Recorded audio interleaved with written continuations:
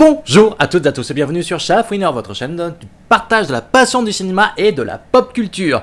Aujourd'hui, je vais jouer au Chafouineur en vous parlant du film Dr. Sleep de Mike Flanagan. Mais avant d'aller plus loin dans la présentation des synopsis du film, vous connaissez la chanson habituelle, mais oui, si vous entendez du bruit autour de moi, c'est normal parce que les animaux sont parmi nous. Chat et Toutoun sont là, mais surtout disons coucou à notre chouette chat, quoi. C'est cadeuse coucou. Ah que coucou Inoptis. Toujours traumatisé par son expérience à l'Overlook Hotel, Dan Torrance doit faire face aux fantômes de son passé quand il rencontre Abra, Pokémon attraper les tous, une jeune fille courageuse qui a besoin de son aide et qui possède une capacité extrasensorielle appelée le Shining. Ah non, après c'est écrit en pas français. Donc c'était le synopsis du film. Alors, comment bien vous présenter ce film ? Déjà, je vais être franc, j'ai vu Shining il y a un petit moment. Il est quand même pesant, angoissant comme film. Hein. Il met pas serein. Hein. Il met bien dans l'ambiance. Hein. À la fin, on voit pas une bouteille d'alcool de la même façon. Et ici, le film de Mike Flanagan, donc qui fait suite au film de Kubrick, il va se retrouver un peu dans la lignée du film de Kubrick. Parce qu'il va en reprendre certains éléments pour se les approprier et ensuite proposer sa version un peu de Shining et ensuite Dr. Sleep. Car le film il commence déjà par une scène d'introduction qui permet de mettre en avant le personnage de Rose, une femme avec un chapeau, qui fait face à une petite fille, Violette. Je viens de penser, mais c'est très rigolo ça. Rose rencontre Violette. Qu'est-ce que ça fait ? Violette se fait bouffer. Donc on comprend que là on a affaire à l'antagoniste première du film, qui va justement se mettre à traquer les personnes qui ont du Shining, le Shining, la capacité du Shining. Ensuite, on va retrouver ce cher Dan Torrance dans son vécu qui est pas très jojo la joie. Hein, monsieur, entre-temps, il est devenu un peu poivreau, il a repris les mauvaises habitudes de son père, jusqu'à ce qu'il fasse une certaine action qui va l'amener un petit peu à s'exiler, va-t-on dire, pour se refaire une vie. Ce qu'il va faire au final, grâce à l'aide de son pote Billy, c'est Billy, je crois. Oui, Bill.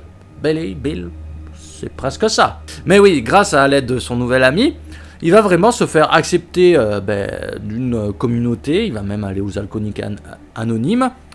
Et il va commencer à mettre très loin derrière lui tout ce qui a pu se passer à l'Overlook Hotel.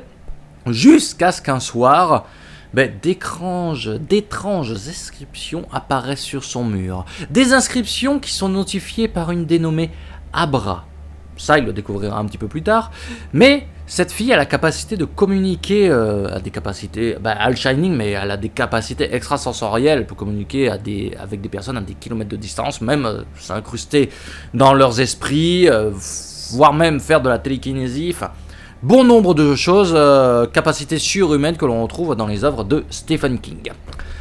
Mais, problème, c'est que sa présence va être décelée par ces espèces de gitans chelous qui bouffent le Shining, notamment Rose, qui va se mettre justement en chasse de Abra. Et au final, son seul espoir à la petite fille sera Dan Torrance.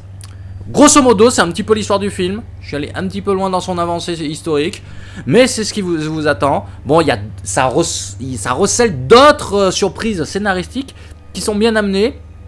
Et là où je parlais que justement Mike Flanagan s'est approprié un petit peu le Shining de Kubrick, c'est que dans sa construction, dans sa manière d'être filmé, on retrouve un petit peu des éléments propres au film de Kubrick, notamment au niveau des transitions, la caméra qui se pose en plein milieu d'une salle, qui tourne tout autour du personnage, du moins tout autour de la salle. On perd le personnage dans le champ, mais au final il revient pour sortir de la pièce, des mouvements très arrondis, la caméra qui pivote, beaucoup de choses. Les transitions se font très en douceur et... Certes, on peut retrouver les différentes scènes du film, mais par moments, c'est tellement fluide que... le film est fluide. et on prend plaisir à suivre l'avancée. Bon, là quand même par rapport au film de Kubrick qui était très malsain, ce genre de choses par moment, ici on est plus face à un thriller paranormal, supernaturel, un bon thriller quand même, hein, qui, bah oui, qui dure quand même 2h30, hein, mais qui s'enchaîne très bien et qui fait que l'on est attentif de bout en bout du film. Après, bon, il y a certains éléments glaucounés, hein, on retrouve certaines thématiques chères un petit peu, hein, à Stephen King, notamment, hein, chers enfants, hein, ne suivez pas un inconnu en voiture, ou faites attention, hein, aux adultes, hein, surtout si ça soit, si vous êtes sur un banc, qu'il y a un adulte comme ça qui s'assit ou quoi que ce soit, enfin... Des fois, ça en joue, hein, de certaines de ces situations, ça en fait des blagues, notamment Dan lorsqu'il rencontre Abra.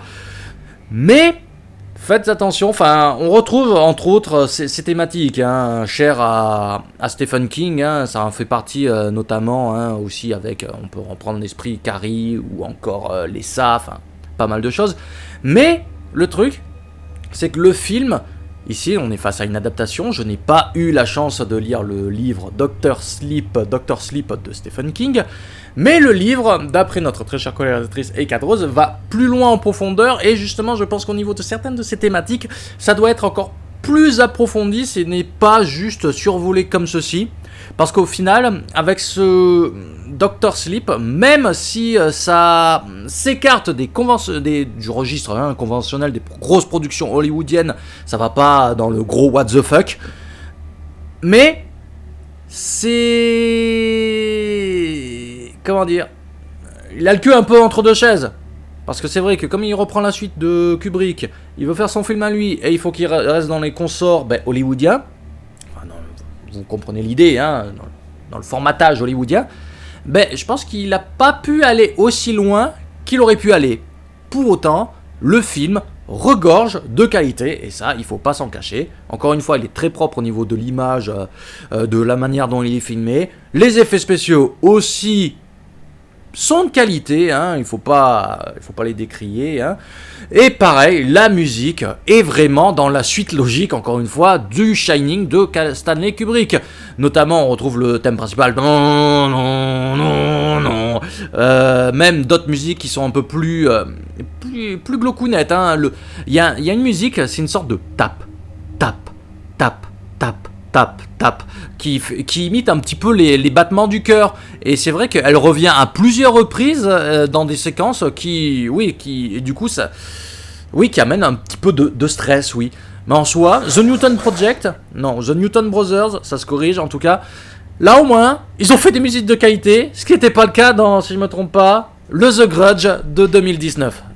Quel film, putain. Enfin bref.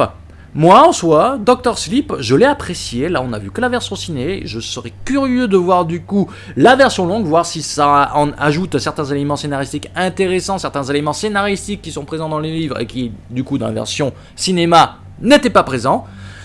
À voir. En tout cas, de ce que j'ai compris, le final serait de très loin différent de ce qu'il y a dans le livre. Bon, peut-être comme C4, il faudra que je lise le bouquin.